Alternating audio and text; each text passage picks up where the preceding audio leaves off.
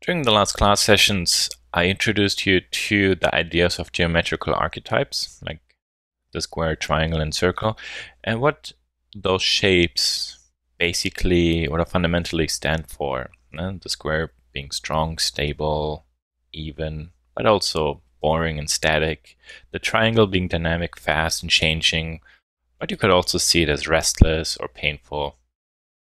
And the circle feels soft, gentle, has a strong sense of mobility or perfection, but can also look static or simply too perfect.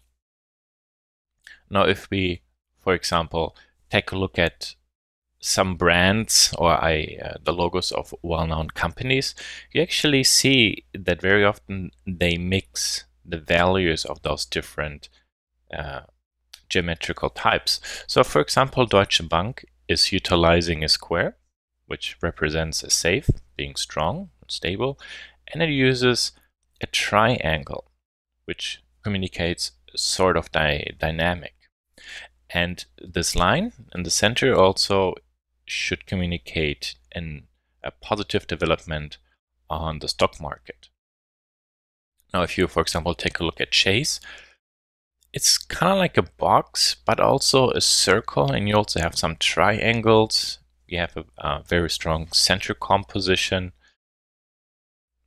And if we go over to BMW, for example, you see the same circle, squares, some triangles, center position. In Mercedes, again, circle and triangles, not necessarily really a box.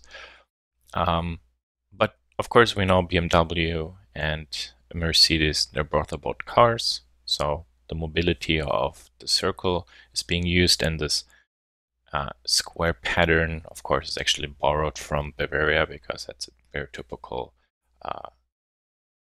pattern for tablecloths. And with Chase, it's properly kind of like an iris that opens or closes, kind of like from a camera. But then again, it can also be interpreted as a safe or a box. What I actually found quite interesting is when you compare Audi and Honda and Toyota, they all have a metal logo and red text. As you can see, they're all a little bit copying from each other, more or less. But also here you see 4 rings. It's all about mobility. The Honda, the H, we have a very strong up-down direction.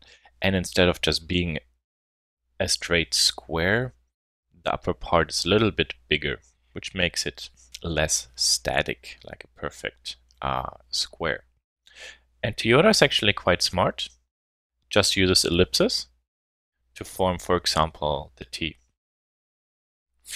And it's also really interesting if you see those logos to try to judge it by its aesthetic or maybe who the target audience for that brand is. So for example, from all those logos, Scion probably looks the cheapest one, maybe even the most misplaced. So you have a circle, a text, and kind of like a ninja or shuriken, something in the inside. Looks like teeth or something, or claws. Kia, well, everybody knows, is a newcomer, or not really a newcomer anymore, but still it's very associated with being a cheap car. And Fiat, it's actually quite interesting that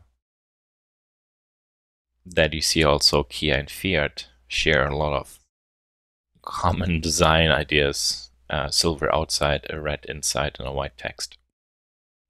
And then Chrysler and Cadillac, of course, 2 American brands, Cadillac being very expensive. And you see actually that with the logo they selected, it doesn't feel visually as simple or generic as, for example, the Scion.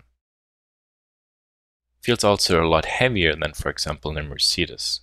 Kind of like Cadillac is maybe in America, maybe Mercedes or BMW are in Germany.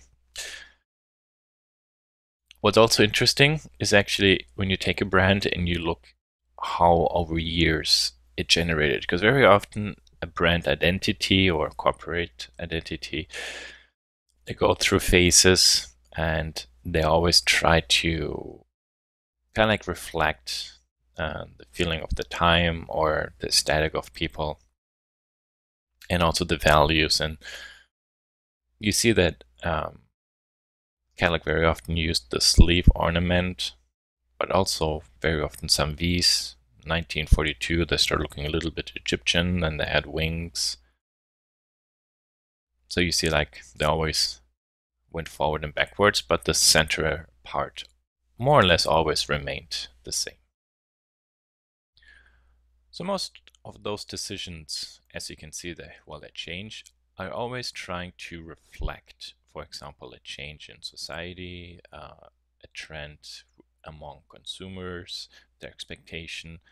So it's kind of like this balancing act between who are you as a company, or what do you stand for, which values would you like to communicate, and what's the aesthetic or expectation of your target audience, your consumers. And what's really interesting is when, for example, you take a look at those 4 Black & Decker power tools. Now,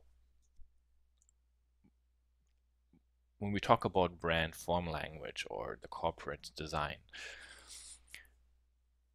companies very much developed a certain aesthetic, and then they try to follow it. And for example, the main components are shapes, scale, position, repetition, and the relationship of those shapes. And then of course also comes color, and color is used for styling, but also to communicate, for example, functionality.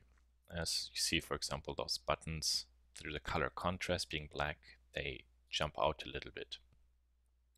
If you go to the next one, you see functionality wise, those elements stick out better than, for example, in the others. So this is, for example, a good application of color being used as a guidance tool. However, or let's go back to the Black & Decker one. What I found quite interesting is actually this is one and the same company, and all those tools look somewhat different. Well, actually, there's a little bit of similarity. So if you take a look at how many elements or visual details the top 2 have, they're actually similar. They feel a little bit my aesthetic, for example, overstyled. Actually, I own this one, and the main reason why I bought it was probably one of the cheapest one. But when I introduced you to developing a form language, I said, like, one of the most important questions you have to ask yourself is why. And when you draw something, ask yourself, how does this element, for example, relate to another element? So let me take this one and let me go to a new slide. Let's make this one bigger. And let me select the curve tool, because what I found actually really interesting is this power tool is nicely styled. It has a lot of dynamic forms, but also a lot of consistency. So for example, if I start drawing a line kind of like this, there you can see that from a side, for example, they drafted this line and it nicely follows it. And for example, this could be kind of like the center axis. And if I take this line and copy and paste it and move it down, you see, for example, that where this one ends, so the black part, follows actually the direction. And if I go one up, so you see those parts meet. Maybe one more, so you see this one meets. But then there, for example, they broke it up.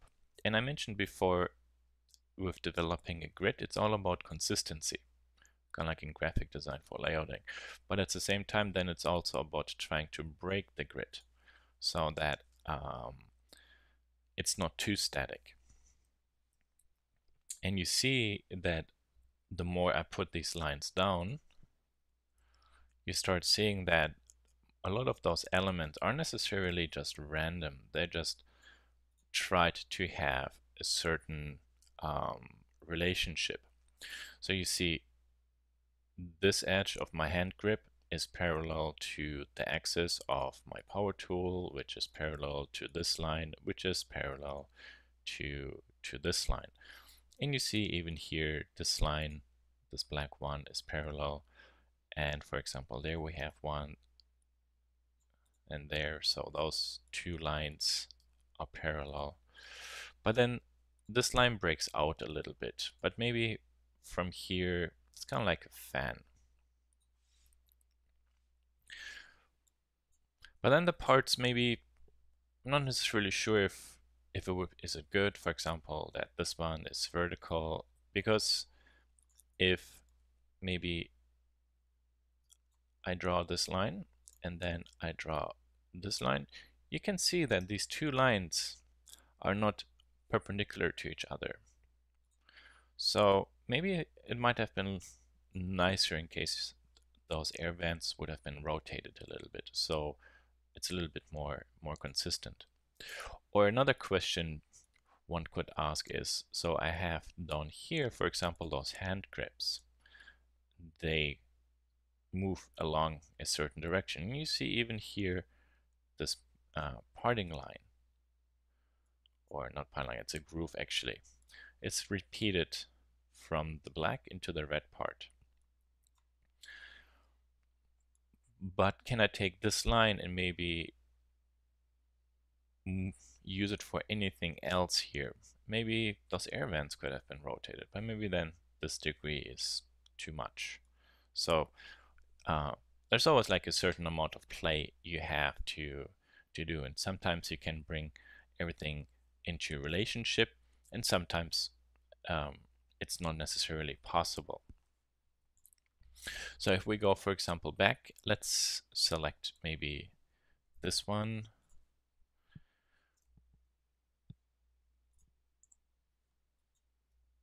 And let's scale it up. You see, for example, here, how much they tried to subdivide the space to make it interesting, to add visual details. But I'm close to say maybe they overdid a little bit, because it feels not really necessary. It doesn't feel, from my point of view, logical, and it feels really just being overdone. It's just too much, because there's so much visual change that your eye is just all the time going over the whole part and not really having a moment that can rest. And while, for example, this line here is horizontal, so this is horizontal, this is horizontal, this is horizontal, and it relates to all those parts being here, being horizontal. So you see that? It's all horizontal. But then I have, for example, this degree and this degree. I don't really, sorry, not degree, angle, I don't really have anywhere else. So let's see. There you see that, for example, this rotation value is pretty much driven by those parts, and it looks like maybe they used it there. So maybe those black parts could have been combined to eliminate this red part. This might have actually already cleared up a lot. And down here, for example, you have this white and black part, but then you have the black and red part. So there are so many different elements that are contrasting each other that maybe it is simply too much. And for example, this one here is pretty much really topping that. There is so much happening, it starts to really look actually as a toy. I mean, take a look at how this white button, it still sticks out a little bit, but it really, there's so much next to it. This red line, this black line, the red stuff, the next black part, the other red. Think about like positive and negative effects, or then positive and negative space around an object. Those are also design elements you can use for how you perceive or see or experience a product. And actually the battery pack, if for example we maybe for a second hide everything, let's make this one white,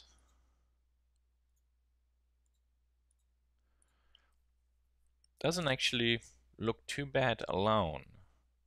It's nice and consistent, but then with all this rest, of course, this play with lines is being repeated up here. So you see that they tried to do the same with the power pack, what they did with the upper body, but probably, as I said, from my point of view, is just way too much. So it's really, really important to develop a certain play and interaction between your tools, and then really figure out who maybe is the person they should buy it. And probably you could assume that maybe this tool and this tool, they feel different when you evaluate them on the basis of how serious does this look as a tool. And what's interesting is when we, for example, compare those 6 brands. So you see like DeWalt is using the yellow, Ryobi, this green, Bosch, the blue, and the red and black, the Makita, black and blue, Hitachi, black and green, and then Black & Decker, this black and red, orange, and gray. And you see, for example, the DeWalt has also a lot of details to it, but they exercise a certain level of restraint. So this whole upper part here is more empty. Then you have this yellow line that connects the yellow top part of the battery pack. And then comes the battery pack, which is black. There's a little bit down here. You see those rings or those holes inside, they have a little bit of yellow. There's a nice circular array, a box. So not too wild, a little bit of variation, and it looks actually quite clean. If you go over to the Bosch, you see they also try to remain things to being nice and even. For example, this black line here is pretty much parallel to the battery pack. And then you have kind of like this arc and then just those 2 handle parts. But then the shapes of those 2 black handle parts are very, very simple compared, for example, the Black & Decker, where it goes into all directions constantly. But what I found interesting is actually if you compare this one to the Hitachi, which uses a lot of triangles, looks very organic in terms of flowers or minerals, kind of like facets. They have a lot of elements and styling parts on it, but it looks much cleaner and better organized, for example, as the Bosch one. And that is because, sorry, the Black & Decker one. And that's because it's mainly the body, which they cut up into different parts, the black and green part. But then they don't have additional elements like those raised components for screwing parts together. So it's more a simplified outer shell, for example, like the Bosch one or the Ryobi.